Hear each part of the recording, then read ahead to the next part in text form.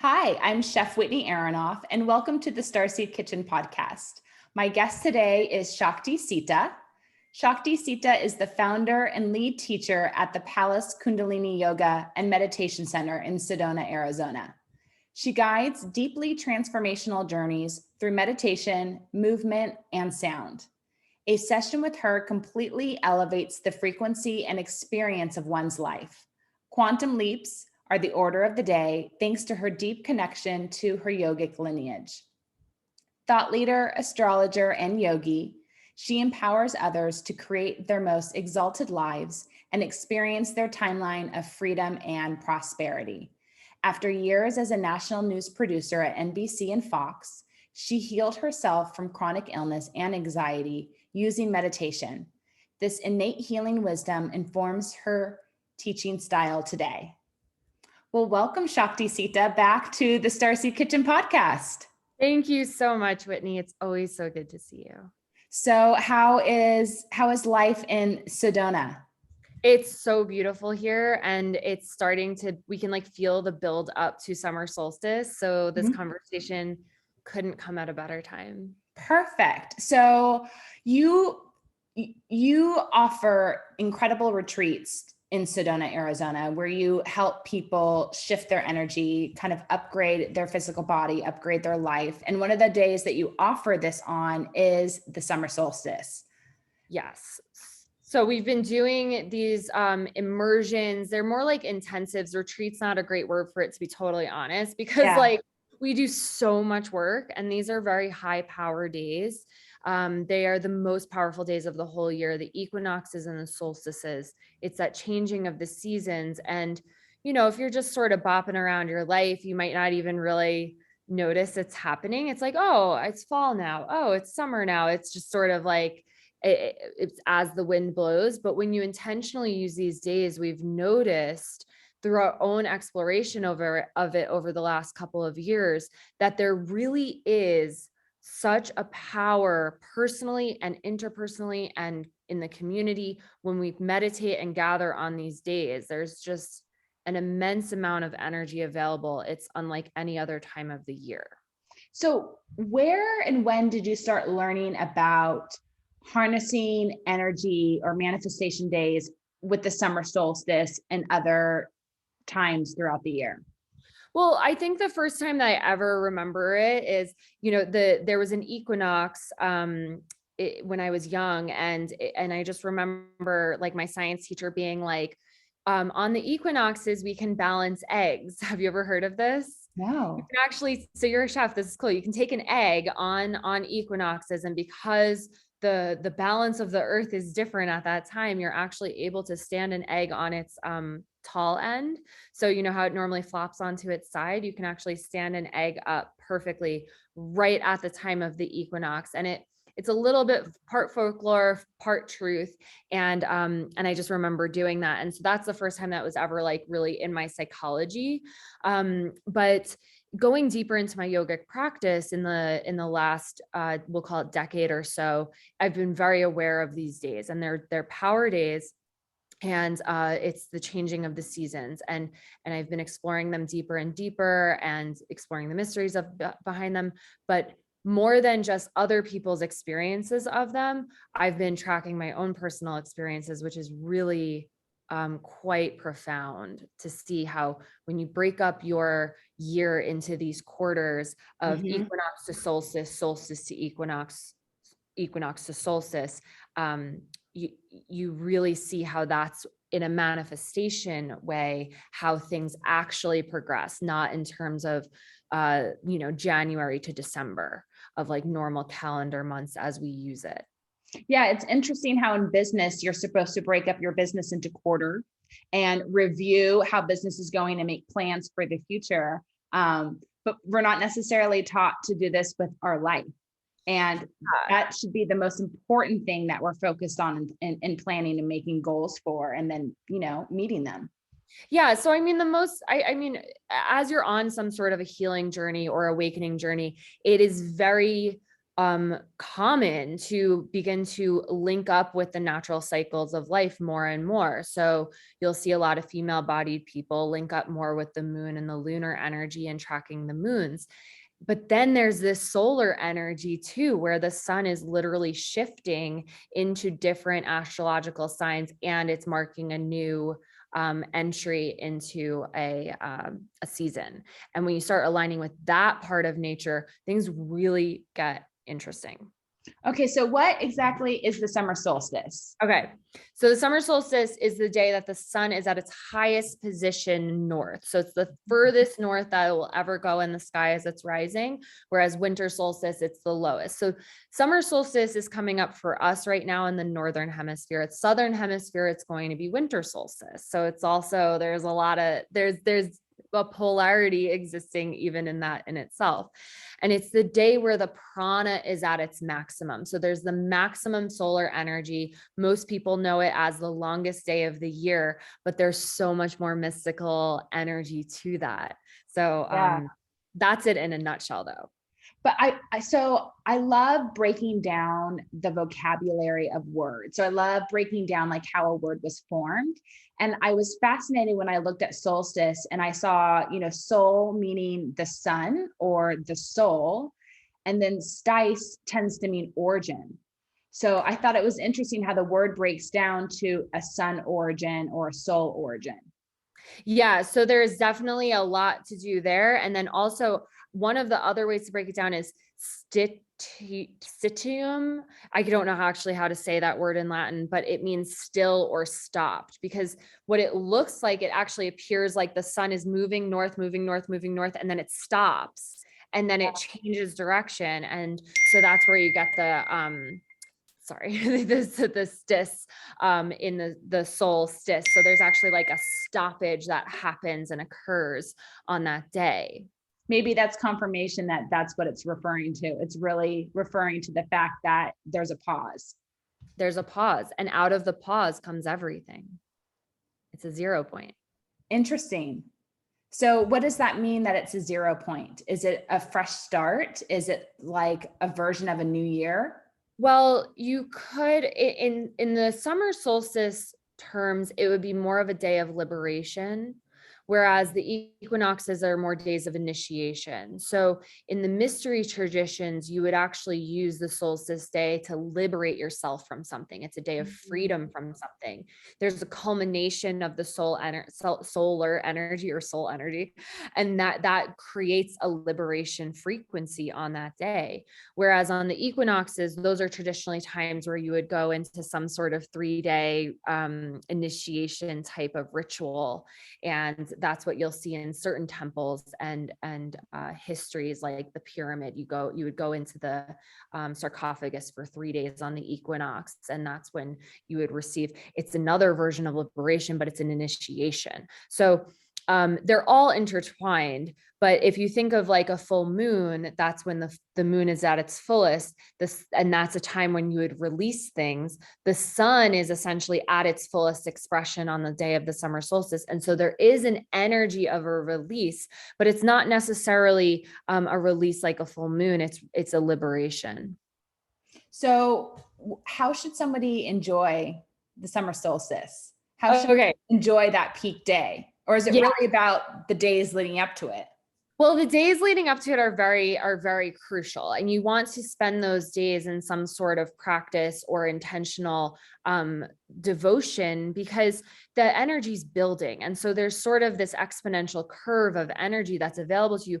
It's the highest amount of solar energy that you're going to have on the planet, more than any other time of year. So you want to use this time to sort of put in whatever you need more energy around. So it could be your meditation practice. It could be your spiritual practice. It could be as simple as, you're dedicating yourself to a different workout routine, or you're taking up journaling, or you want to make sure that you're reading a book, doing certain habits every day. It's a good idea to do all of those habits leading up to the summer solstice. The day of the summer solstice, this is a very interesting teaching that I've received around it, which is that whatever you do on the summer solstice on that exact day, it sets an energetic template for what the rest of your year is going to look like. I mean, this is huge. So if you want to hack your year, we're all looking to have a bigger experience of our joy for the most part. Some people are looking for bigger experiences of their stress and anxiety and whatever. Those aren't the people I'm talking to. The people who are looking to have a bigger experience of their devotion, of their joy, of their exaltation, there is no more important day to ensure that you are doing the things that are in alignment with that than the summer solstice. So on the day of the summer solstice, before I was leading all of these retreats, I was very, what's the word? I was very ruthless about how I spent that day, meaning I would not work on that day. I would not be available for mean people on that day. I would not be available for people who are going to complain on that day, because I am busy elevating my consciousness. I am busy experiencing just my exaltation of being in the human form on this planet on this day. And so I would plan things like meditations. I would plan things like nature, time in nature. The other thing is that the summer solstice is considered a celebration or a festival of nature, whereas the winter solstice is a celebration or festival of humanity, which is a time when we naturally give gifts. We have a lot of holidays and stuff. It's a whole different frequency. Summer solstice is a celebration of nature. Everything's in bloom. The lights are on longer. And it's not just a celebration necessarily of nature, like outside of us, it's our own nature. And so having a deeper experience of the cyclical nature within us, not the sort of layers of humanity that have been overlaid on that. It's a time to return to that deeper innate wisdom. And you could even say natural law, which is, where a lot of people are heading these days, is adhering more to natural law, where it doesn't feel so burdened by humanity and all of the exterior things that we lay over it.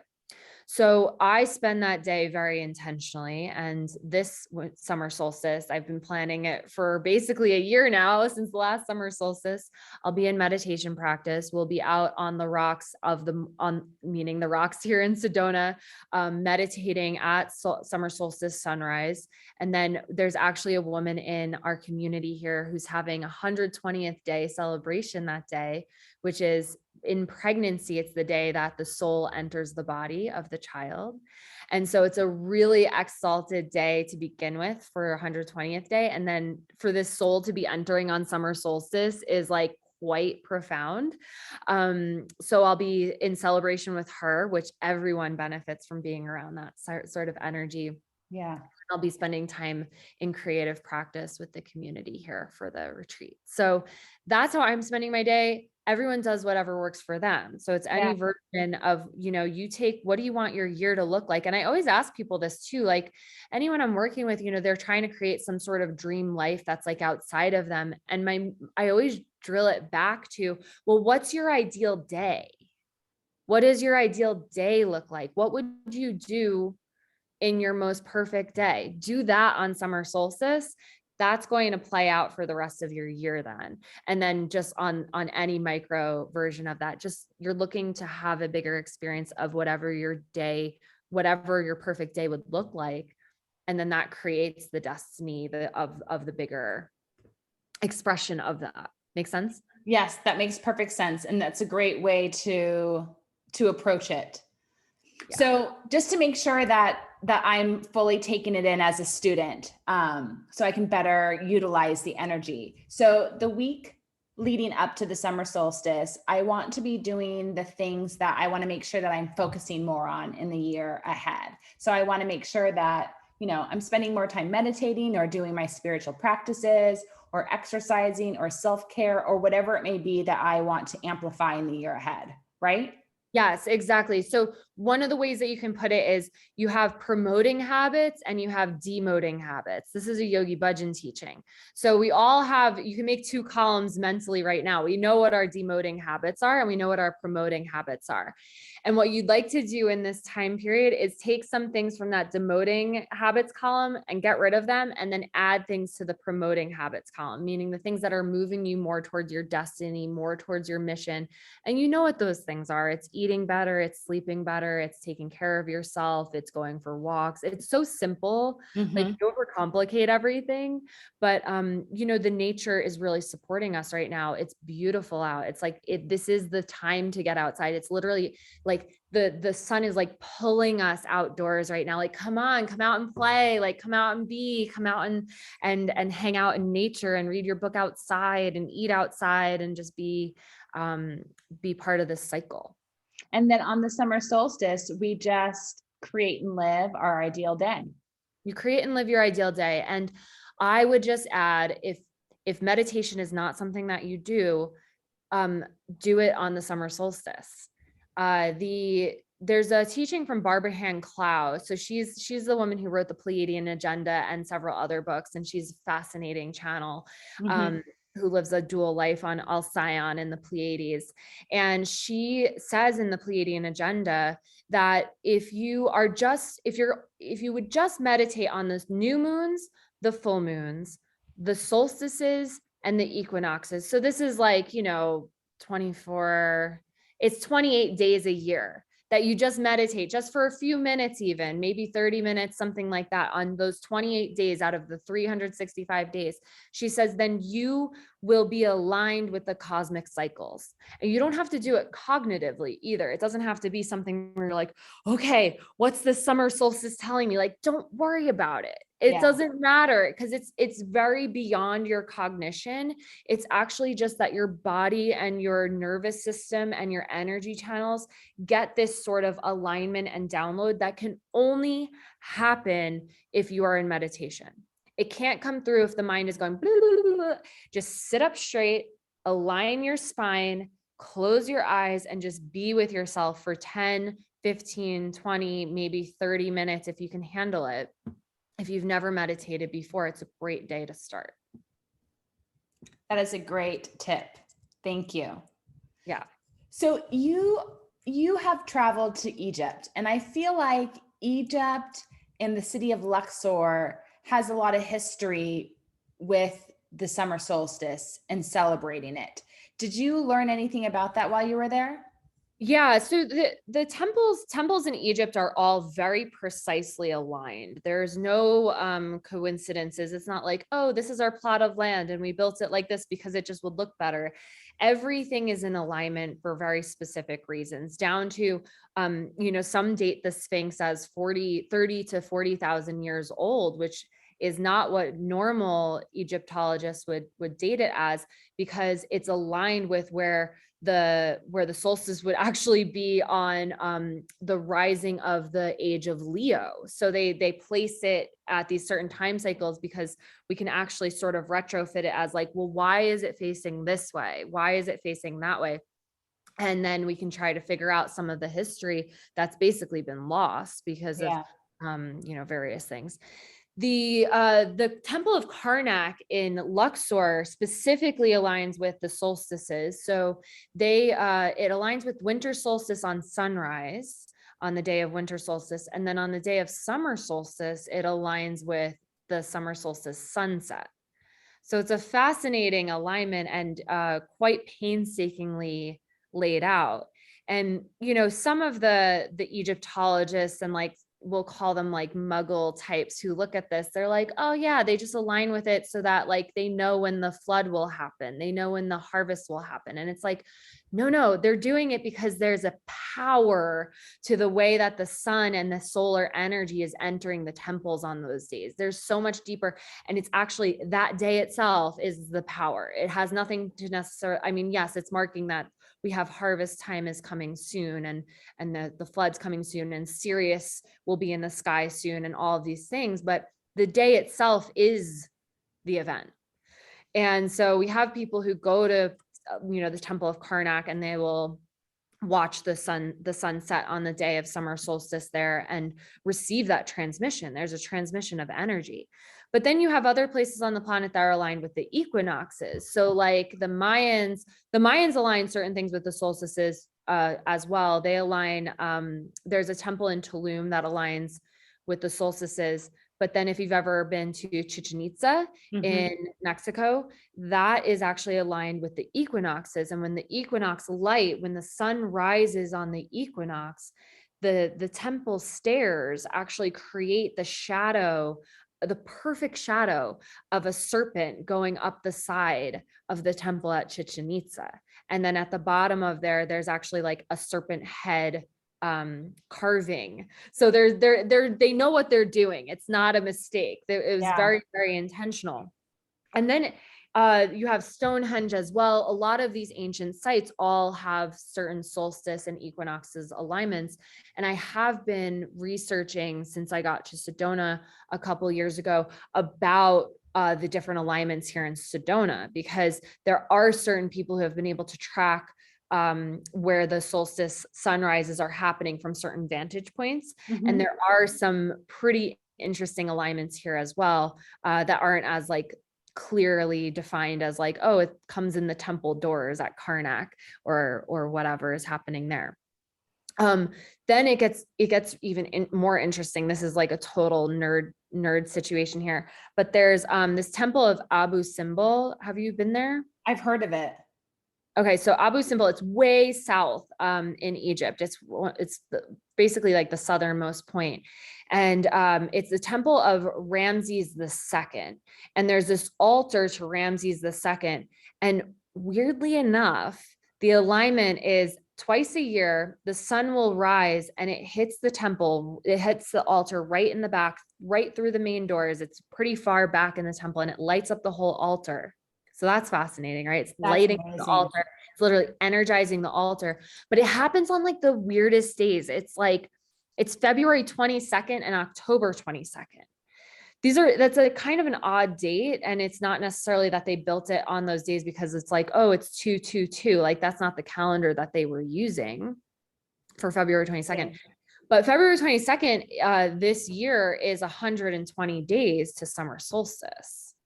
So that's kind of mystical because 120 days is the time, the gestation period before the soul enters the body for the pregnancies. So there's something happening there. And they say that that lighting up of the temple is happening on those days because it's the birthday of the king and then the coronation day of the king. And so who knows what they're really getting at, but I'm more into the mystical of the 120 days between that. Then if you want to get even more, nerdy about it, they did actually move that temple. I knew there was one that they moved. Yeah. I was wondering. Okay. There's been a couple temples that have moved. And so you have these PowerPoints that have been very meticulously placed on the planet to align with solstices, to align with equinoxes, to align with these other sacred days that they're deeming important. And then they move the temples for various reasons, governmentally and politically and otherwise. This one, it was getting drowned in the Nile because they built a dam. And so they moved it like 60 yards away or something like that from where it had been.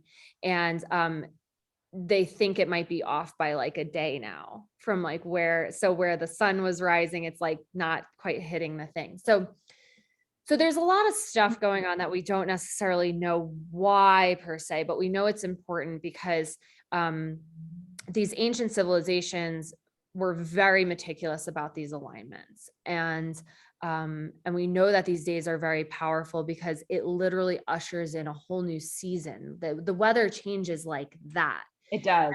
And we've experienced it now many times here in Sedona because we always intentionally go out on the land at the exact moment of the solstice or the equinox. And I mean, it literally comes in like a wind. It's like we can count down the seconds, like, 10, 9, 8, 7, 6, 5, 4, 3, 2, 1, and a wind is like building and it just rushes over us almost like, okay, winter is here. Okay, spring is here. Okay, summer is here. And so I'm really looking forward to welcoming in the summer solstice again. It's so exciting. So do you make sure that you get up on the mountain or wherever you want to be to meditate before the sunrise? Yeah. So I look at the time of day. I have to double check the time of this this exact summer solstice, but it's definitely early morning. It's in the morning hours. I want to say it's around like 8 or 10 a.m. Pacific time. I have to double check.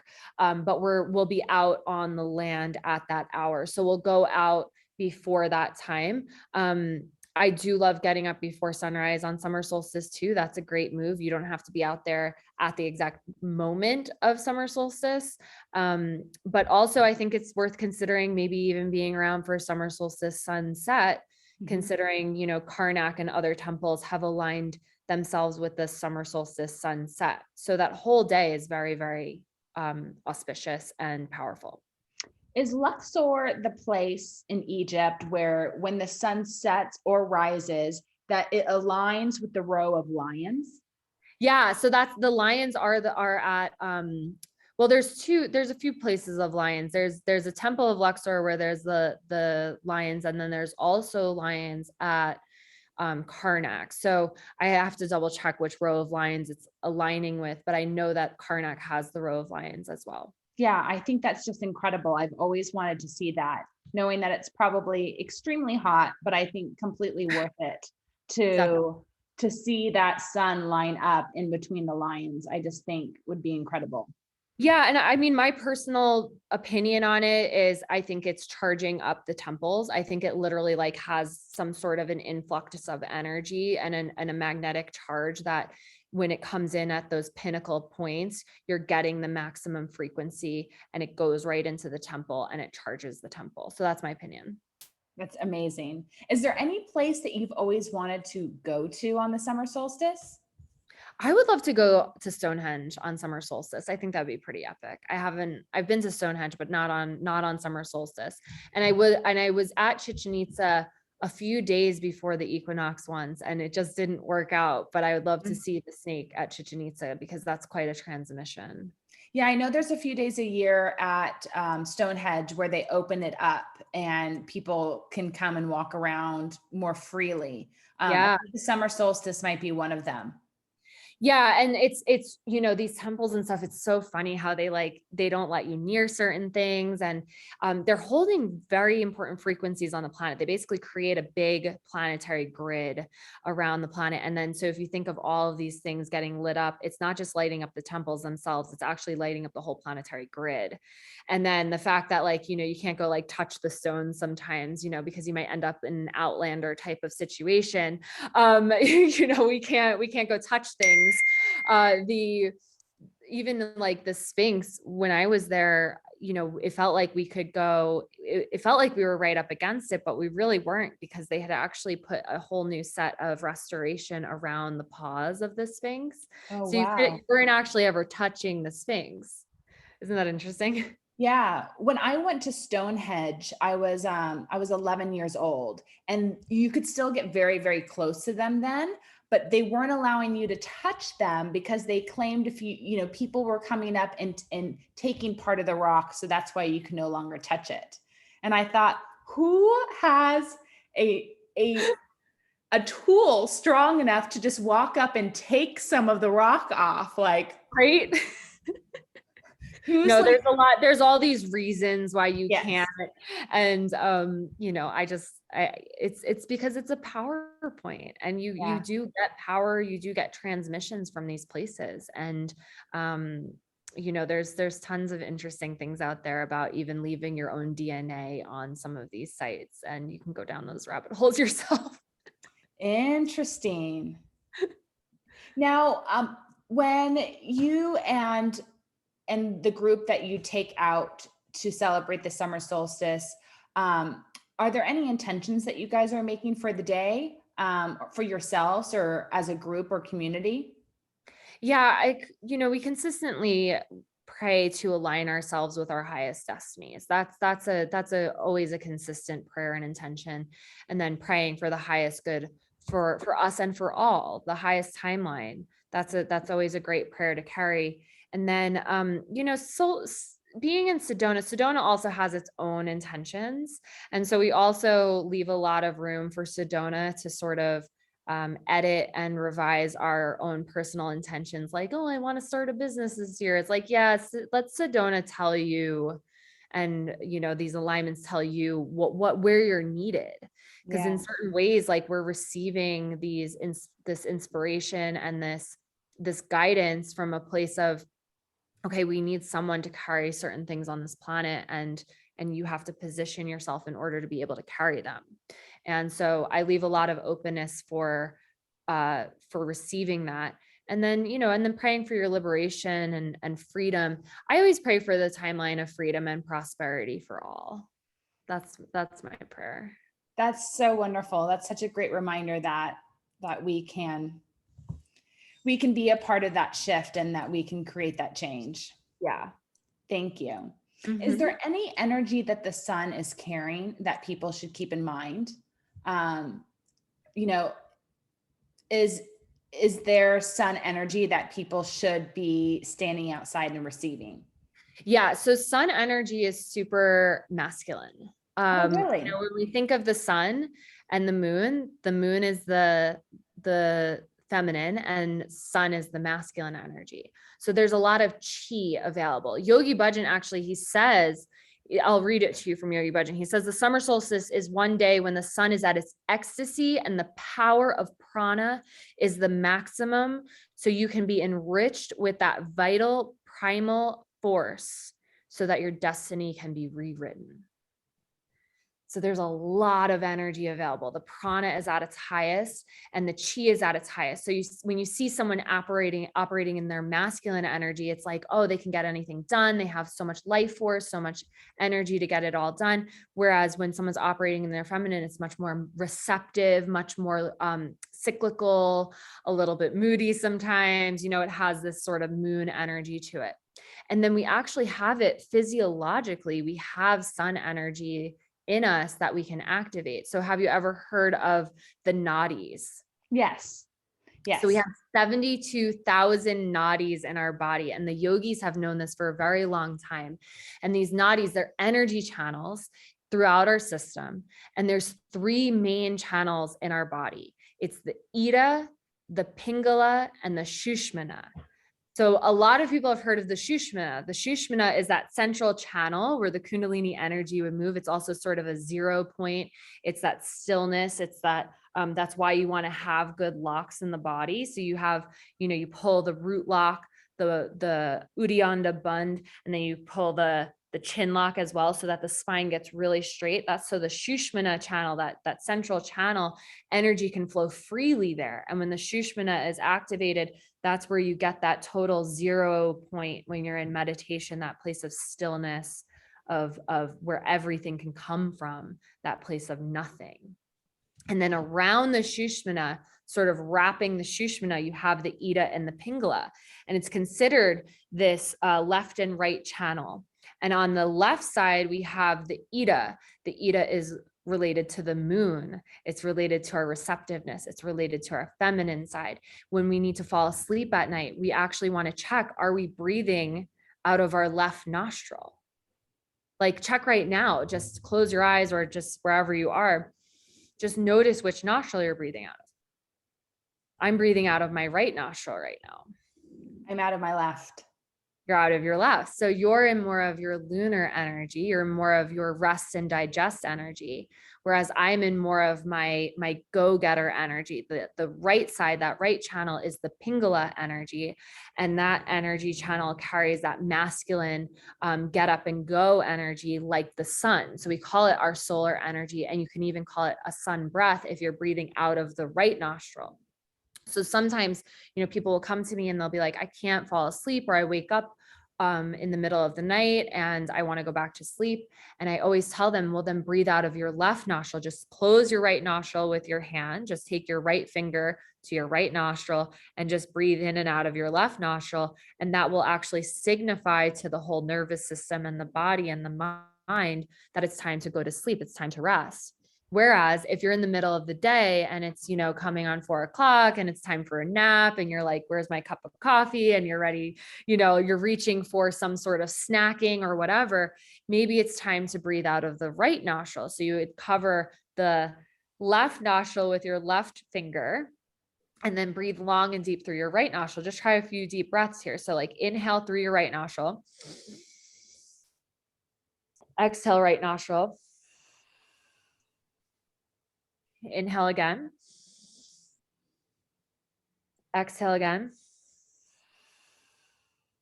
And one more really deep this time.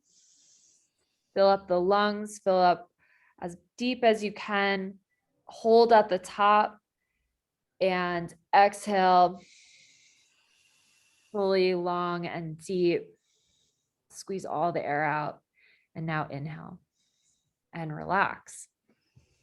And can you feel there's actually an adjustment that happens inside of your system? You can feel it. Yeah. You can literally feel it in your brain, let alone your body. You can feel it in your brain. It's very direct. And so you just activated your sun energy in your body.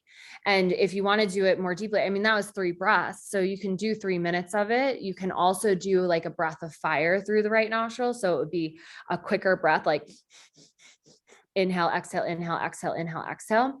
And that will really get the solar energy going. So, these are hacks in our system to activate these energies. And on a day like the summer solstice, this energy is at its highest. And you want to be doing types of practices like this to work with the sun energy so that you are a fit receptacle to this influx of energy. Because you and I both know, I mean, the energy of this planet is rapidly changing. Yeah. The frequency is rapidly increasing and changing and shifting. And what happens is a lot of people on these power days, they basically don't have the infrastructure in their body to handle the amount of influx of new and powerful high frequencies that are coming in. And so they end up like sleeping the day away. Because, basically the body, the system's overpowered. There's too much voltage coming in and the body can't handle that voltage. And so leading up to the summer solstice, you want to get in a position where you can receive that voltage, because we want to receive these new frequencies that are coming onto the planet so that we can ride it and rise with the rising of this planet. Yeah, completely agree. You want to take it in and you want to elevate with it. Yes, exactly. Yeah. So I feel you. Thank you for sharing that breath work. It's amazing how many natural remedies there are out there to help us feel good in our body so we can enjoy our day or our hour exactly how we want to be enjoying it. It's really so simple. So you do such a great job of breaking it down. Thank you.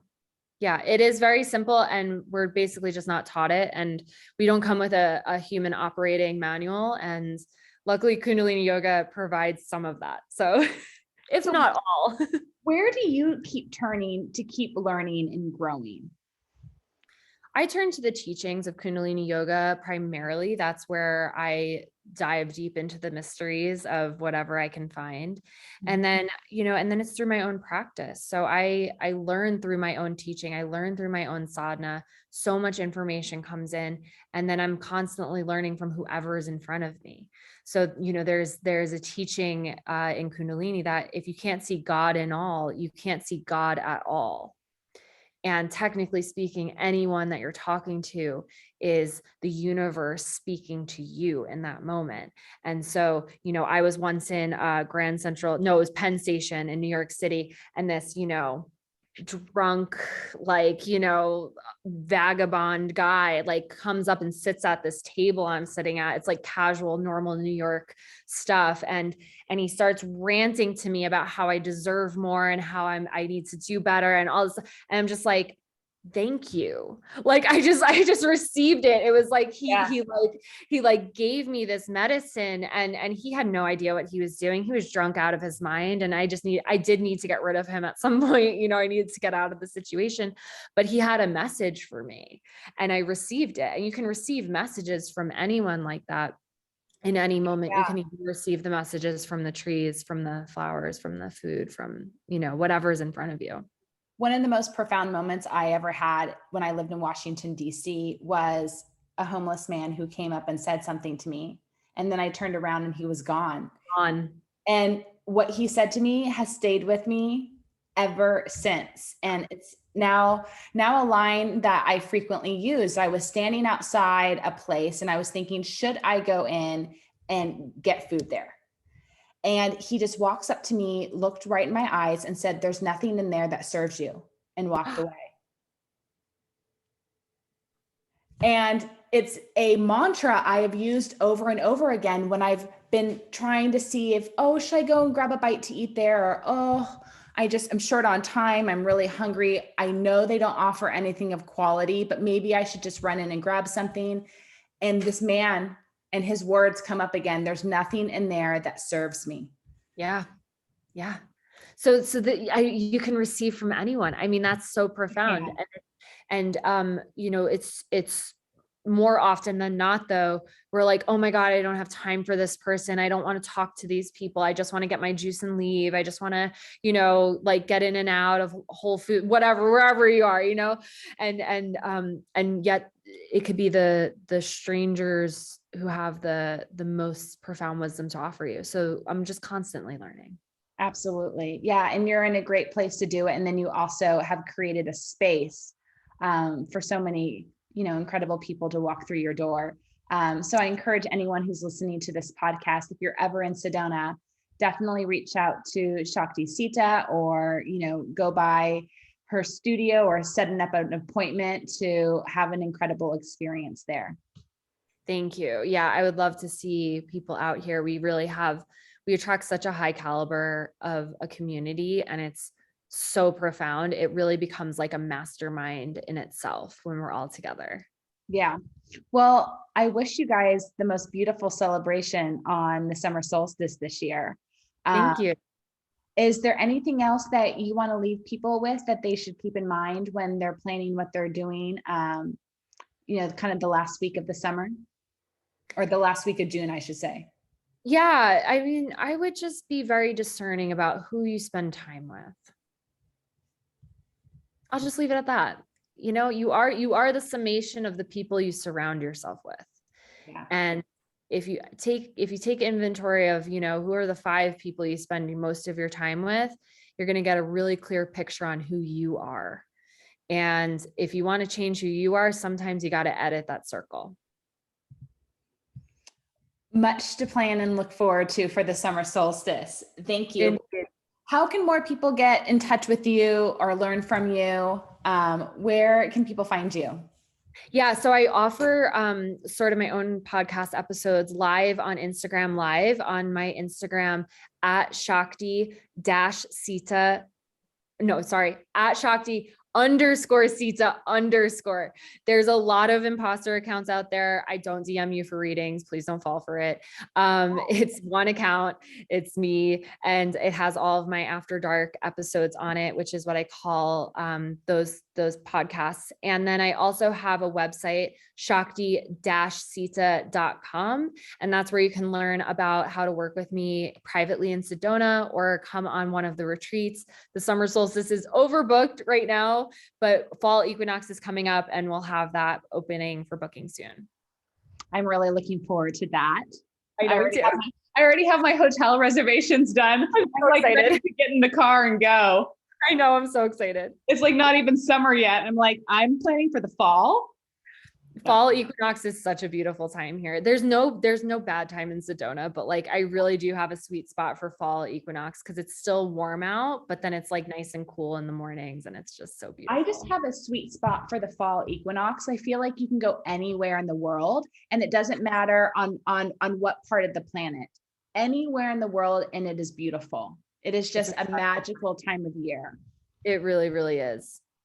Yeah. So it's also a harvest time. And then, you know, when you start tracking all of them, you start seeing the relationship between the solstices and equinoxes. Like, you know, winter solstice is technically, it's a full gestation period to fall equinox, which is when you would harvest. So, you know, you actually plant certain seeds on winter solstice. And then I'm seeing that, you know, in these 3-month windows, people set their intentions, and it's like, I'd like to have a child. I'd like to buy a home. I'd like to start a business. And it's literally from solstice to equinox that they like complete the thing. And it's a whole time cycle in itself. I've seen you mention that on Instagram, the cycles and the completion and the birth of people's intentions that have come to gather with you in Sedona. So if you guys aren't following Shakti Sita on Instagram, it's a great place to learn. I highly suggest. Lots of free content. Come on over. Absolutely. Yeah. I hope somehow you're tracking all that information and compiling it somewhere so people can ultimately purchase a life manual from you for modern times. We'll work on it. We're getting there. Yes. The lost teachings for the basic manual of life in the 21st century. Basically what we all need. Yeah, absolutely. Well, thank you so much for your time today. As we wrap things up, I always like to ask if there's just one little health tip or life lesson that people can consider incorporating into their life just to improve their well-being. If there's one little tip that you can share today. I just keep hearing celery juice. Like celery juice is just so good. You guys, I drink celery juice every single morning and it's life-changing. And I've been doing it for almost 4 or 5 years now. And it's my number one health secret other than Kundalini yoga. Is your celery juice in the morning on an empty stomach, medical medium style. It's a great natural bitter. And then of course, if women are looking to get pregnant, you want to feed your husband bitters, and celery is a great bitter to feed your husband to help encourage getting pregnant. Who knew? I didn't. That's awesome. Yes, it's a great like kind of old wise tale. There's a great book called The New Whole Foods Encyclopedia, where you can look up any fruit, vegetable, nut, seed, and you can read all about it and how it was traditionally used. And they talk a little bit about how women would feed celery to their husband to help them get a baby.